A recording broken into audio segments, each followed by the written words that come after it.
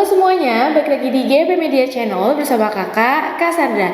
Di video kali ini kita akan kembali membahas soal prediksi SNBT literasi bahasa Inggris. Bagaimana pembahasannya? Yuk kita cek videonya.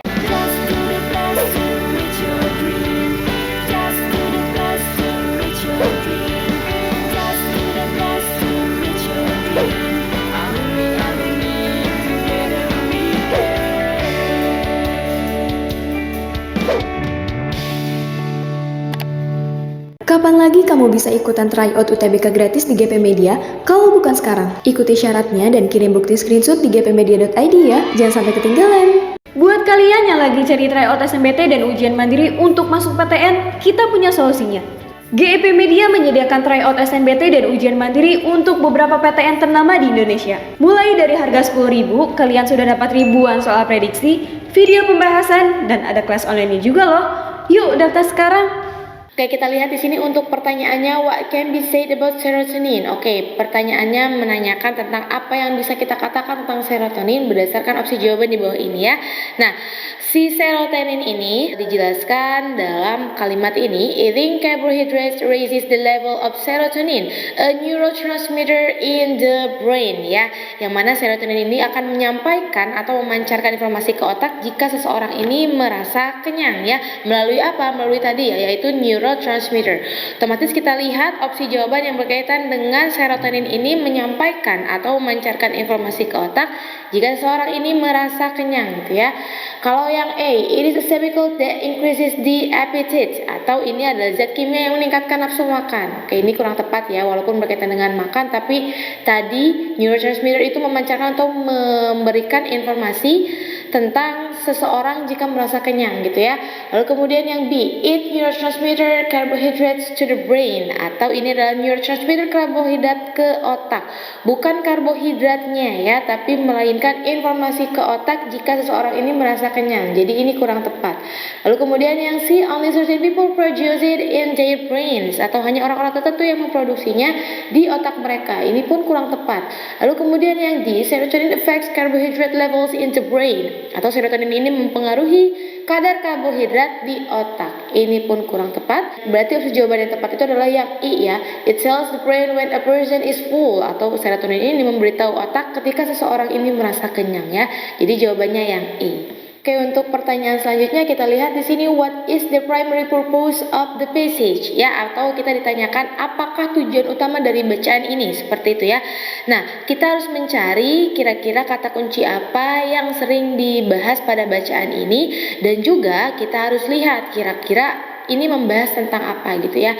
Nah, di paragraf pertama kita lihat di sini, for example, when several hundred people were asked about their eating habits in times of stress, 44%. Nah, ini menunjukkan sebuah data ya, 44%. Lalu kemudian di bagian paragraf kedua, a taste in which subject, ada kata taste di sini ya, yang mana beberapa kata kunci yang ada dalam bacaan ini seperti tadi a taste, lalu kemudian another experiment.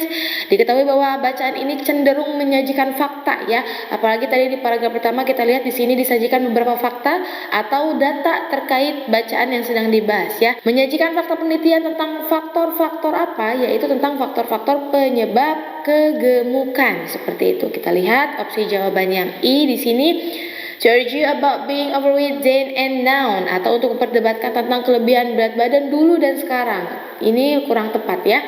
Lalu kemudian yang di levels don't change in average weight people who see food, atau tingkat tidak berubah pada orang dengan berat badan rata-rata yang melihat makanan. Ini pun kurang tepat. Lalu kemudian yang C, to help overweight people overcome their eating problem, atau untuk membantu orang yang kelebihan berat badan mengatasi masalah makan mereka. Ini pun kurang tepat ya.